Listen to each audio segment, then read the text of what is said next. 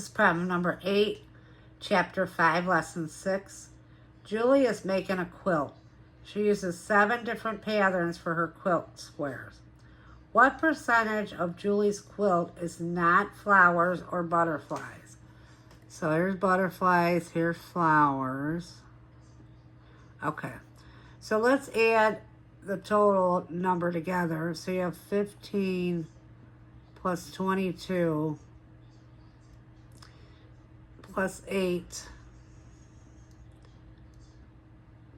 plus 12, 57 plus 13 would be 70, plus 10 would be 80, plus 6. So you have 86 total, right? And how many are not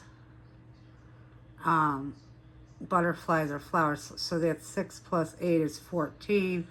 So subtract 14 from 86. That'll give you 72. And then equals, if you divide that, it would equal 0.837. And really, the next number here is a 7. So it's 5 or above. So you'd go to 0.84, which is 84%. So 84% are not butterflies or flowers. So that would be C.